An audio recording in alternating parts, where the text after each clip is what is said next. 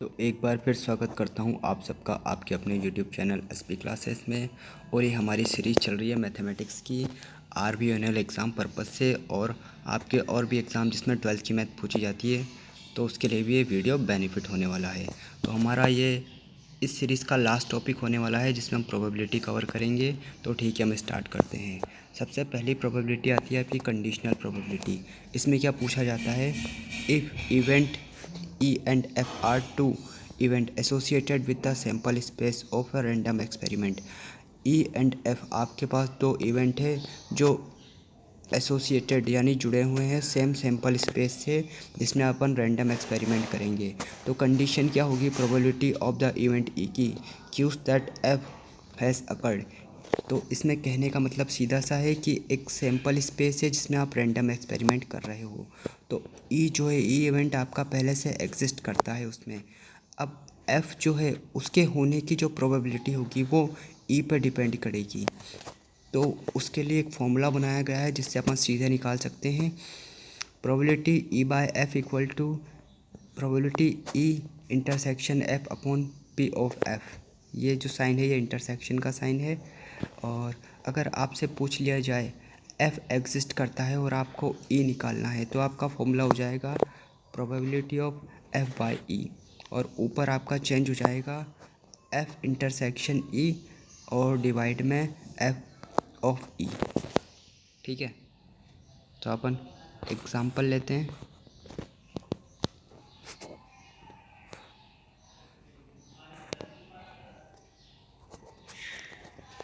Example देखो, example यूँ कह रहा है कि आपके पास पी ऑफ ए यानी पहला इवेंट गिवन है, और पी ऑफ पी आपके पास दूसरा इवेंट गिवन है, और आपके पास पी इंटरसेक्शन बी अवेलेबल है। तो आपको फाइंड करना है कि प्रोबेबिलिटी क्या होगी। ए तो आपका एग्जिस्ट करता है और बी के होने की प्रोबेबिलिटी क्या होगी। तो सिंपल सा फॉर्मूला अपन पुट करेंगे, पी ए इंटरसेक्शन बी, तो अपने पास ये गिवन है, डिवाइड बाय पी पी यानी कि जो आपका सेकंड इवेंट है पी ऑफ एफ, तो अपने पास सेकंड इवेंट क्या है पी ऑफ पी। तो पी ऑफ पी अपने पास 9/13 है, और इंटरसेक्शन भी अपनी 4/13 है। तो सोल्व करोगे तो आपको ये आंसर मिल जाएगा 4/9। इसके बाद इससे एक रिलेटेड एक थ्योरम आती है, ये मल्टीप्लिकेशन थ्योरम ऑन प्रोबेबिलिटी। तो इसमें करना है क्या है, फॉर्मूला हल्का सा चेंज करना है, बस बाकी सब सेम रहेगा। ये जो है सेकंड इवेंट होने की कंडीशन को आप प्रोबेबिलिटी से मल्टीप्लाई कर दो, तो आपके पास ये इंटरसेक्शन इवेंट निकल जाएगा। ये होती है मल्टीप्लिकेशन थ्योरम। इसके बाद आता है आपके पास इंडिपेंडेंट इवेंट। तो इंडिपेंडेंट इवेंट क्या है, independent event let E and F be the two event. दो इवेंट है ई एंड एफ जो एसोसिएटेड है with the same random experiment, same random experiment से ई और एफ जो है ये दोनों इंडिपेंडेंट है। जैसे अपन ने अभी कंडीशनल देखा था कि ई तो एग्जिस्ट करता है और एफ के होने की प्रोबेबिलिटी ई पर डिपेंड करती है, इसमें एक दूसरे पर डिपेंड नहीं करते, ये दोनों इंडिपेंडेंट है। तो उसको सोल्व करने के लिए फॉर्मूला ये है, P E intersect P of E intersection F equal to P E dot P F. ठीक है, पी ई है आपके पास। यहाँ मैंने एक एग्जांपल लिया है, एक जैसे कि कार्ड है, कार्ड में से आपको स्पेड यानी एक तरह के पत्ते निकालने हैं। तो टोटल कार्ड में आपके पास 12 पत्ते होते हैं। 12 में से आपको एक तरह के एक ही कलर के पत्ते निकालने हैं, तो वो होंगे आपके 13। तो 13/12 यानी कि 13 पत्ते में से कोई सा भी पत्ता निकल सकता है। तो इसकी प्रोबेबिलिटी क्या होगी, 13/52। ठीक है, तो इसको सोल्व करेंगे 1/4 निकल जाएगी। सेकंड कंडीशन ये है कि जो आप 13 पत्ते निकाल रहे हो, या फिर आप पूरे कार्ड में से आप जो पत्ता निकाल रहे हो वो इक्का होना चाहिए, एक। ठीक है, तो इसकी प्रोबेबिलिटी क्या होगी, टोटल ताश के पत्तों में आपके पास 4 इक्के होते हैं, 4/52। तो आपके पास सेकंड इवेंट आ जाएगा 1/13 और फर्स्ट इवेंट आ जाएगा आपका 1/4। यानी कि ये दोनों, अगर आप खुद से भी सोचो तो ये दोनों इवेंट एक दूसरे पे डिपेंड नहीं कर रहे।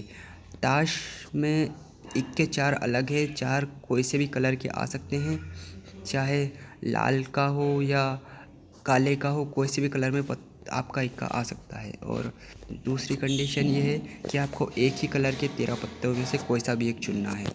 तो दोनों एक दूसरे पे डिपेंड नहीं करते, तो अपन क्या सीधे करेंगे, ए इंटरसेक्शन बी निकाल ए इंटरसेक्शन बी, यानी कि ई ऑफ इंटरसेक्शन बी निकाल देंगे। तो इससे इसको मल्टीप्लाई कर देंगे, तो 1/4 मल्टीप्लाई बाय 1/13 इक्वल टू 1/52। तो अपन ने देखा ई एंड एफ जो है ये इंडिपेंडेंट इवेंट है। थर्ड कंडीशन आती है आपकी बायस थ्योरम। अब बायस थ्योरम को एक्सप्लेन करने की जगह पे मैंने आपको सीधे एक एग्जांपल से समझाऊंगा, आपको केवल फॉर्मूला याद रखना है। ये फॉर्मूला देखो, E2/A जब आपको सेकंड इवेंट के बारे में पूछा जाए, और E1/A जब आपको फर्स्ट इवेंट के बारे में पूछा जाए। अब जहाँ जहाँ पे E2 है, अगर फर्स्ट इवेंट के बारे में पूछा जा रहा है तो वहाँ वहाँ पे आप E1 लगा देना, और जहाँ जहाँ पे E1 है वहाँ वहाँ पे आप E2 लगा देना। तो ये आपका फॉर्मूला है। क्वेश्चन से स्टार्ट करते हैं। क्वेश्चन ध्यान से समझना। बैग 1 जो है वो कंटेन है 3 red ball and 4 black ball. 3 तो उसके पास रेड बॉल है और 4 उसके पास ब्लैक बॉल है। While another bag contain 5 red ball and 6 black ball. और दूसरा बैग जो है उसमें 5 तो रेड बॉल है और 6 ब्लैक बॉल है। अब अपन ने 1 ball is throne at random from one of the bag. किसी भी एक बैग में से अपन ने एक रेड बॉल निकाली, ठीक है। जब अपन ने एक बॉल निकाली तो उसका कलर रेड निकला, किसी भी बैग में से अपन ने निकाली। अभी अपन ने बैग डिसाइड नहीं किया। सेकंड कंडीशन आती है find the probability that it was thrown from bag 2। Probability निकालो कि जो आपने जो रेड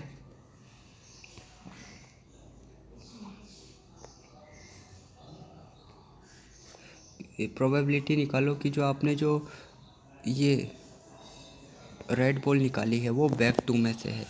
तो क्वेश्चन ध्यान से समझना। क्वेश्चन एक बार और बता देता हूँ। बैग 1 में 3 तो रेड बॉल है, 4 ब्लैक बॉल है। बैग 2 में 5 रेड बॉल है, 6 ब्लैक बॉल है। अपन को एक बॉल निकालनी है। अपन को पता नहीं है कि अपन को किस में से निकालनी है, चाहे वो बैग 1 हो या बैग 2 हो, उसमें से अपन को एक बॉल निकालनी है केवल, और वो लाल कलर में होनी चाहिए। फिर सेकंड कंडीशन ये आती है कि प्रोबेबिलिटी है, बतानी है अपन को कि बैग 2 में से वो अपनी बॉल निकाली गई है, ठीक है। तो इसका इवेंट क्या बनेगा, इवेंट 1 बनेगा। देखो पहले इवेंट देख लो, फिर आगे बढ़ते हैं। इवेंट 1 आपका बनेगा B event 1 be the event for event, ये यहाँ पे टी लगेगा, E be the event for bag 1। यानी कि जो अपन बॉल निकाल रहे हैं पहले बैग 1 में से निकाल रहे हैं। अपन को ये डिसाइड नहीं किया गया था फर्स्ट कंडीशन में कि अपन को बॉल निकालनी है किस बैग में से। अगर अपन बैग 1 में से निकाल रहे हैं तो E1 लिखेंगे, और अगर बैग 2 में से निकाल रहे हैं तो E2 लिखेंगे। अब देखो, एक बॉल निकालनी है वो रेड कलर की, चाहे बैग 1 में से निकालो या बैग 2 में से निकालो। तो अपने पास चांस कितने बन रहे हैं, 2 चांस बन रहे हैं। पहला बैग 1 के लिए, दूसरा बैग 2 के लिए। तो इसीलिए प्रोबेबिलिटी ऑफ इवेंट क्या बनेगा, P of E1 equal to P of E2 equal to 1/2। दोनों के लिए इक्वल रहेगा 1/2। अब अपने पास जो इवेंट बनेगा A/E1 वो होगा कि सबसे पहले अपन बॉल जो निकाल रहे हैं वो बैग 1 में से निकाल रहे हैं। तो बैग 1 में अपने पास रेड बॉल कितनी थी, टोटल रेड बॉल और ब्लैक बॉल मिला के अपने पास टोटल बॉल नंबर ऑफ़ 7 थी, जिसमें से रेड बॉल थी नंबर ऑफ़ 3। इसके बाद सेकंड बैग की कंडीशन ये थी कि जब अपन रेड बॉल निकाल रहे हैं बैग 2 में से, तो total number of ball red और ब्लैक को मिला के 11 थी, और आपके पास रेड बॉल थी 5। तो ये आपके पास फॉर्मूला अवेलेबल है। अपन को E2 यानी बैग 2 के बारे में पूछा गया है, तो इसीलिए E2 का फॉर्मूला लिया है मैंने और सीधी सी वैल्यू पुट कर दी है। देन आपके पास ये आंसर निकल के आ जाता है, ठीक है। अब एक और टॉपिक आता है random variable and it's probability, जो आपके एग्ज़ाम पर्पज़ से इम्पोर्टेंट नहीं है, लेकिन अगर आपको सीखना है तो आप कमेंट सेक्शन में बता सकते हैं, मैं इस पर भी एक पर्टिकुलर वीडियो बना दूंगा। अब नेक्स्ट जो क्वेश्चन नेक्स्ट लास्ट थ्योरम है आपकी Bernoulli trials and binomial distribution, ठीक है। तो बाइनोमियल डिस्ट्रीब्यूशन आपको अगर नहीं आता तो वो सीख लो, मैं स्टार्टिंग से सिखाऊंगा। बाइनोमियल डिस्ट्रीब्यूशन ये आपका होता है A प्लस बी की होल पावर n, इसको जब आप सिंप्लीफाई में लिखोगे तो n C zero equal to a n plus n C one equal to a n minus one b dash dash n C n equal to b n. आपको standard फॉर्मूले में लिखना है तो आप इस तरह से लिखोगे ए प्लस बी की whole power n is T r plus one n C r plus a n minus r b r. ये आपका बन जाता है स्टैंडर्ड फॉर्मूला बर्नौली ट्रायल्स का, बाइनोमियल डिस्ट्रीब्यूशन का। अब इसमें भी कुछ कंडीशंस आती हैं। कंडीशंस आती है कि अगर आपका जो n है यानी कि जो n पावर लग रही है वो अगर इवन है तो आप मिडिल टर्म कैसे फाइंड करोगे, वो फाइंड करोगे आप n/2 + 1। और अगर n की पावर आपकी ओड है तो मिडिल टर्म आप दो फॉर्मूले से फाइंड कर सकते हो, n + 1/2 का होल स्क्वायर और n + 1/2 + 1 टर्म, इन दो से आप फाइंड कर सकते हो। ये आपका बाइनोमियल डिस्ट्रीब्यूशन हो गया। ये फॉर्मूला आपको याद रखना है, बर्नौली ट्रायल्स में पूछा जाएगा। अब इसके लिए आपको दो फैक्टर आने चाहिए, परमुटेशन और कॉम्बिनेशन। ठीक है, परमुटेशन का फॉर्मूला ये होता है n p r equal to n और n minus r equal to. अब ये जो सिंबल है ये है आपका फैक्टोरियल। फैक्टोरियल कैसे सोल्व करते हैं, जैसे कि अगर 4 का फैक्टोरियल सोल्व करना है तो कैसे लिखोगे आप 1 × 2 × 3 × 4। अगर आपको 6 का निकालना है तो 1 × 2 × 3 × 4 × 5 × 6। तो इस तरह से 6 का फैक्टोरियल निकल जाता है। तो यह फैक्टोरियल नोटेशन ये आपका अभी आगे यूज़ होगा बर्नौली ट्रायल्स थ्योरम में। अब मैंने दो एग्जांपल लिए हैं फॉर अंडरस्टैंडिंग पर्पस। पहला एग्जांपल है आपका फैक्टोरियल के लिए, find the number of the permutation of the letter of the word. ठीक है, नंबर ऑफ परमुटेशन आपको फाइंड करना है। आपका वर्ड दिया गया है इलाहाबाद। अब इसमें देखो total number of letter count करो तो आपको 9 मिल जाएंगे, यानी कि आपके पास 9 ऑब्जेक्ट है। ए कितनी बार आ रहा है, ए आपके पास 4 बार आ रहा है और एल आपके पास 2 बार आ रहा है। तो आप फैक्टोरियल नोटेशन निकाल दोगे, एन फैक्टोरियल अपॉन 2 फैक्टोरियल और 4 फैक्टोरियल। तो आप इसको सोल्व कर दोगे। जब 9 फैक्टोरियल का आप सोल्व करते आओगे तो आप 4 फैक्टोरियल पे पहुंचोगे तो ऊपर आपको 4 फैक्टोरियल मिलेगा, नीचे 4 फैक्टोरियल। तो 4 फैक्टोरियल से 4 फैक्टोरियल क्रॉस हो जाएगा।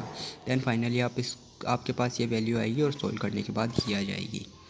अब डायरेक्ट एग्जांपल है,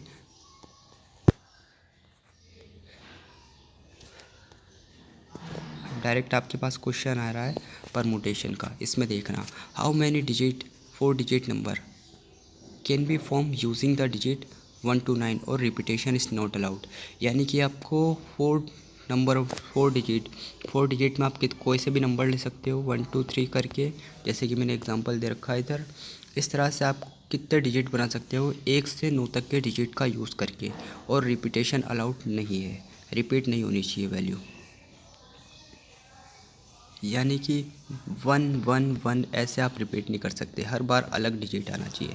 तो इसके लिए फॉर्मूला बनाया गया है, सीधे परमुटेशन वो लगाते हैं अपन एन, ये पी आर। तो एन तो हो गया आपकी पावर और आर हो गया आपके नंबर ऑफ डिजिट्स। ठीक है, इसको मैंने फॉर्मूले में पुट किया n factorial upon n minus r factorial.